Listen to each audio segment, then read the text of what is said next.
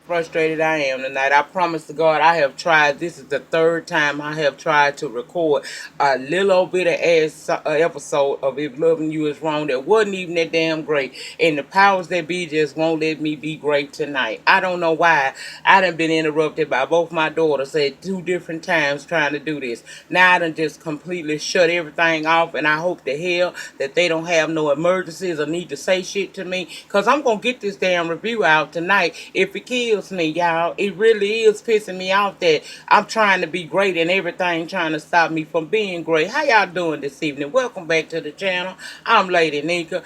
And with tonight's episode of If Loving You Is Wrong. It wasn't a whole lot to this episode, so I ain't gonna hold you long, y'all. I ain't gonna hold you long at all. But I wanted to come in and do my due diligence as I had promised over there on IG, Twitter, and Facebook that I would. So here I am to do my part. This episode started off pretty much like it ended. Y'all remember on the last episode, it wasn't last week, it was the week before that. Esperanza decided to give Stephen some of her unthinkable, and somehow Eddie done came back and noticed that through the window that they getting it in, and he done kicked in the door, coming in there trying to fight Stevens, because he feel like should nobody be getting some of his unthinkable, even though he don't really want her neither. He calling her all kinds of old bitches and stuff like that, and just so happened Lucian shows up because he was supposed to come back and pick up Stevens in the first place, because Stevens supposed to been there helping her patch up the bullet holes from when she shot at Eddie to make him get out of her house on last episode. So when he gets there, he gets them apart. Esperanza screaming, talking about get out. Now I'm assuming she talking to Eddie at that moment, but we gonna find out she was talking to everybody. Eddie is saying that, Lucian threatening to take Eddie to jail, so he decided to go on and leave, but per usual, he talking much shit on his way out the door. And Lucian only question to Stevens is where is your clothes? Now, I told y'all that Esperanza was saying get out. It's in that moment we find out she talking to Lucian and Stevens like they somehow done broke in your house and violating you. Girl, you invited these people to your house. So don't get mad because you done got caught with your ass in the air, and now you wants to act out on that because Eddie done caught it. Girl, I'm telling y'all, I sometimes feel like Esperanza still want Eddie. Because why would you be that damn concerned about him walking in or kicking in your door? Now, I can see you being mad about him kicking in your door, but you real bothered. Why you so bothered by this man seeing you get down when you walked in your house and he had a whole nother bitch up in there fucking her? Girl, get your life, your ignorant ass. Eddie, not Eddie. Lucian get him outside, and Lucian frustrated because he the only cop in Maxine Police Department that seems to do any work in it particular time of the day. He like, man, how did this happen? Steve was talking about, man, I don't know really. She's beautiful. Lucian said, everybody knows she's beautiful. How you wind up with no clothes on? Why you out here like this here? You know what, man? I don't even want to hear. Just get in the car and put your clothes on. Just get in the car and put your clothes on. Because I don't need you riding down these streets with me all naked up at the top. Because it sure ain't that type of party. So that's what we left off with them in. Now, Ian decide he gonna give Marcy a call because he got a question about that house that's over there in that neighborhood Marcy used to stay in that he possibly, thinking about buying. See, he want to make sure certain things are straight for his 8-year-old son who would be spending time at that house. And Marcy is pretty sure that it's done or would be done by the owners, but she gonna check it out. He also say that he has to visit with a client in the neighborhood that same day, so would it be possible for him to get a second look at the house? Now, she said that she think that he could get a second look at the house again, but she questioning who is that neighbor who is that client in your neighborhood, because I used to stay over there and I know everybody.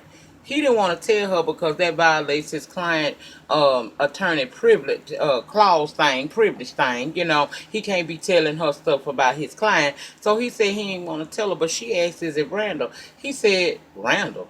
She said, well, by the fact that you don't know who that is, that lets me know that that ain't your client, but that's my ex-husband. That's the person that I came to y'all law office to get Larry to, represent me in my divorce. He tell her, well, nah, I don't know him, and I wouldn't have represented him no how, and good luck to you. I hope that's resolved soon. And she said, well, we'll probably be able to meet later on that day so that you can get that second look at the house, and he all right with that. Now over the Brad and Alex house, He want to know what the doctor done said, because see, little baby sleep now. He want to have that conversation. She over there talking about what the doctor said about the baby physically. And all of that is good, and he probably give a damn. But what he really was wanting to know was, what did she say when you asked her, did she switch that Dana, baby? That's what we want to talk about. We want to know, did she do the switching of the Dana that made your results show up that Randall is not the father, when in fact we know that he is. Instead of her telling him the truth, look, Brad, I asked this woman, she said she ain't do it. So clearly it was something that went wrong down at the lab. But we gonna still keep our mouth closed about this, because we don't want no problems out of Randall. She can't do that. This trick won't lie. She told him that the doctor said that she did switch it. And Brad having a hard time processing it, because he trying to understand, why the hell would a doctor, even though she like you, why would she risk her livelihood? But at least we ain't got to worry about Randall harassing us, at least for a couple of years, until this child is old enough and begin to look like him. Alex, is saying there is no way that that's gonna happen. Yes, the hell it is, girl. So after he tell her be reasonable, she say, well, we'll just cross that bridge when we get to it. See, them lies, Alex, that's why I can't feel her. Once again, she lying to this man. After he done forgave you and came back to you, you still want to lie. What's the use in lying? This lie right here, you tell him when it finally does erupt, because all lies come out, especially on these TV shows and in real life, you're going to wind up losing this man and losing him for good. And I won't be mad at him for walking away, because he already went back to you at a time where I didn't think he should. Anyhow, after they had that conversation, the camera's panned over to this recording device. Now, I'm thinking it's that stuff that Brad took from Randall's house when he knocked him off the ladder, the surveillance stuff. And I remember hearing later on in the episode, and we're going to get to it, Randall say he can access that shit through his phone. So, is it recording what they saying? And this is going to be how he finds out that this baby is his. Is that how this going to happen? Because if it is, I shouldn't have been able to predict that. But I'm predicting that that's probably what's going to happen. If, in fact, the camera did pan over to some recording devices. Because I swear, I think that's what I saw. Now, if that ain't what y'all saw, y'all get down in the panel and gather me. Because I really did think I seen that. But over to Kelly's house, her and Natalie done cleaned up what she could from her in her house. Because the police had a search warrant. They went over there, and when the police got a search warrant, they usually don't give a damn how they ransack your house. So now they done got it pretty much cleaned up as best she could. And then the conversation comes up about that gun that she bought from Natalie's friend. She don't know where the gun is. She assume the police took it, but say she gonna ask Ian about it when he get there, because she want to know. Then the conversation moves to Travis and how he messing with her child and she don't know what to do. Kelly upset about that shit. She don't know what she gonna do in this situation. This man is able to do all this stuff to her, and it don't seem like it's no way out for her. She studied being a victim to him. And Natalie telling her to calm down, and she looking at Natalie like, oh, you want me to calm down now, huh? That's when Ian comes and tells her that the police did take the gun, and Natalie asks if the gun had serial numbers on it. And Kelly asks her, girl, I know that gun, your friend ain't selling me no stolen gun. She talking about, no, she just was asking the question, and she hurry up and hightail it out of there because she uncomfortable. But once she get outside, she called Lucian and say that, telling him that the gun got a serial number on it, and the police have it, and he want to know why she's so concerned. She said, well, if it's a serial number on it, that means it's legal, right? He said, not necessarily so, because the gun could be stolen or have been used in a crime prior to her buying it. She worried about it. He said, well, if you was that worried about your girl selling this gun to your other home girl, why did you ever convince her to do it in the first place? She don't want to talk about this. She just want him to check it out for her, and he said he would. Then Natalie, instead of her going her ass home and minding her own business, she go over to Alex and Brad's house, and she want to know why Lucian's name keeps coming up when Alex's baby daddy, the paternity of her father, of that baby comes up. Alex said, I done told you before that I never really per se said it was Lucian. I just got in a situation down at the courts, and I lied and said that I slept with somebody else to throw Randall off. He the one assumed that I was talking about Lucian, because in the book of his mind, Lucian the only other African American man that I know. Brad jumps in and says that it's okay. The baby really is Brad's baby, but the doctor switched the DNA to get the Randall off of Alex's back. Alex is looking at him like, why you saying all of that? He feel like ain't no reason not to say it. In his mind, Kelly ain't. I mean, Nellie not gonna say anything about the doctor doing what she did, but that's not why Alex is upset. Alex is upset because she know that that doctor didn't switch them DNAs. The doctor told her she didn't switch them DNAs, and she done brought that lie here to Brad, and now Brad done told Kelly. I mean Natalie, and Natalie asking is everything on the up and up, and he's saying that it is, and she said, well, okay, she cool with it, she leave. Now you got to worry now, Alex, is what if by some happenstance Natalie, who we know can't hold water sometime, what if she tell him? What if she says that this woman switched his DNA and that dumbass Randall go and find out about it? And also remember, y'all, I think that thing is recording over there that he took off of Brad's house. I mean, off of Randall's house. See how all of this gonna come back to bite her later on? Child, a mess. Just lying. She done lied to Brad and now lied and went to Natalie. It's only a matter of time. Now Ian is talking to Kelly, saying that he been following Travis, and from what they see, Travis ain't doing nothing but going to church and spending time with the fiance. Kelly is like, oh, he got time to do all of that and still stalk me. She's surprised that he still even had time to do all of that. She tells him that tells Ian that she been getting all kinds of calls, but the person hangs up. So he tell her, we gonna subpoena your phone records to see if he's doing that. Okay. She also asks about her gun, and she worried because, see, what if he come creeping around here again like he's done before? I need to have some protection. So he say he gonna see what he can do about getting her gun back, but he advised her when she say she ain't never really shot a gun before, you might want to go to the gun range and learn a little something about how to shoot a pistol if you gonna have one in your home. Now, as he was leaving, Marcy pulled up, and they go inside the house to see if he's interested. The owners have told him that if they'll cover the closing costs if he move the move in date up some. They want to get that out the way, and he's cool with that long as the house passes inspection. And Marcy says she knows somebody in the inspector's office that can get it done rather fairly easily and quickly for him. Okay, so she go outside to make her calls, and as she's doing that, here come Randall pulling up, and he want to make her life hell as always. He talking about, so you was laughing at me. She said, yeah, because remember, she laughed at him when he got knocked off that damn ladder by Brad. Then he said, so you went to my friend to get him to represent you in our divorce. She said, yep.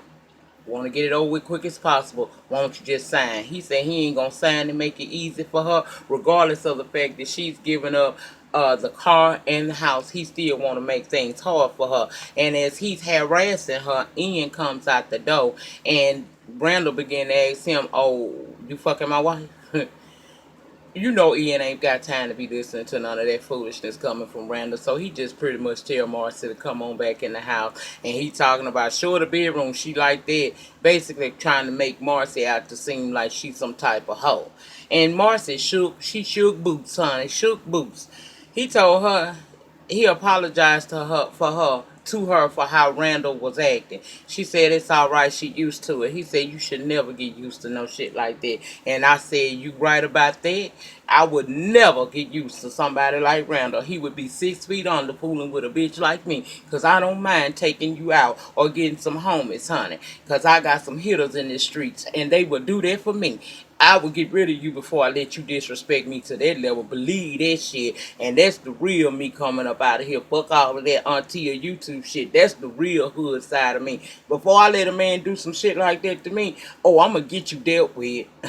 Believe that. If it take all of my little cho-chos, and I just told y'all, bitch on the struggle to get them cho-chos back in order, because she was out of work for almost 2 months with an illness, and I'm just not getting back. But I will spend every dime I got to rid myself of a man like like that, because the law, sometimes the law fail you when it comes to situations like that. Anyway, I done jumped off subject. Let me jump back on. He ends up telling her, take me out to dinner. This is a celebratory dinner because we going to close on this house. I want this house. She told him, yeah, we can go, but you going to be paying. I said, oh, that's cute. You can see that something is brewing there.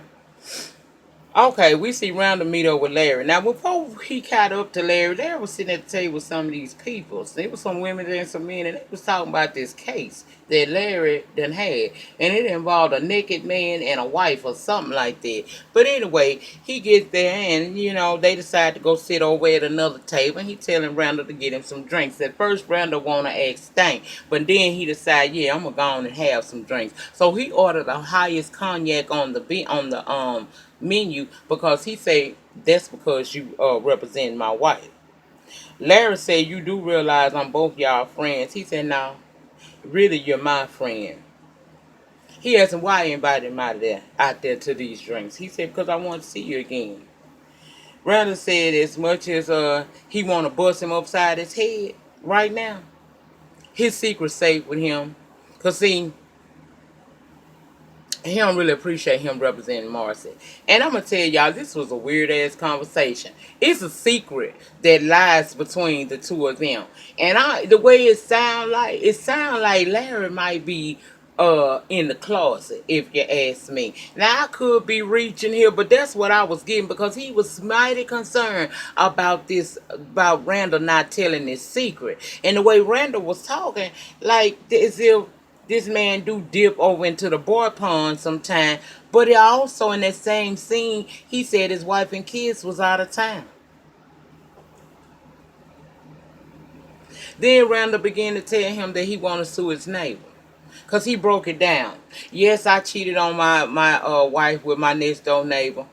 Then my wife cheated on me with the next door neighbor husband, because they was trying to get back at me. And guess what, man? Out of all of that, I found out the damn baby wasn't even none of mine.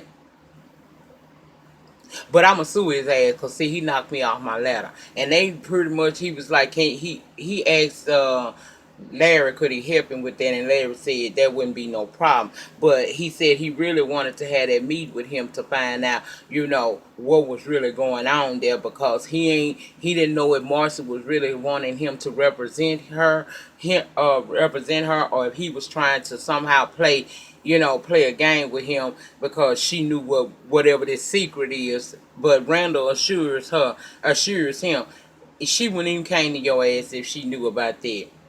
So, am I reaching when I say I think that this man dips over on the other side of the table sometime, and he got a wife and kids as a show, but he really like to play with the boys sometime? I don't know, but something going on, child.